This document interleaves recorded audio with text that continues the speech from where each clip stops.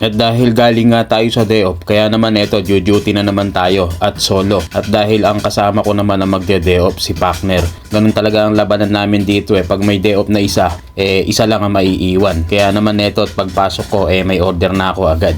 Pero syempre, nag-prepare na ako niyan. Kaya naman pagdating na natin ng laban, meron na tayong gagamitin. Bali, ang naging order ko nga dyan ay noodles, katsukari pokpol at 2 box na sushi box takeaway.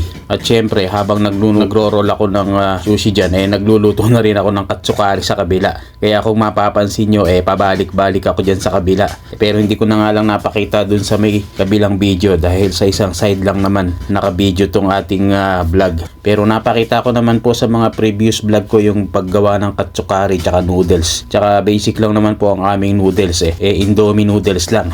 Sa lahat yata ng sushihan kami lang ang may noodles na Indomie. Syempre yun na kasi yung gusto ng aming amo Syempre siya ang masusunod, siya ang may-ari. Kaya nga naman neto, pagkatapos nating gawin yung aking katsukari, binabanatan ko na rin tong ating mga sushi na for takeaway. At dahil wala namang ibang gagawa na to kundi ako at me lang. Solo nga di wow.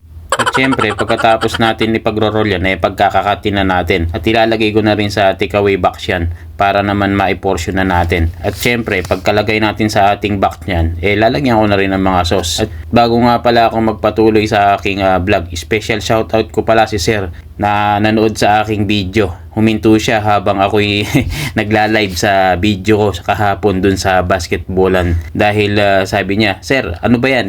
Naka-live.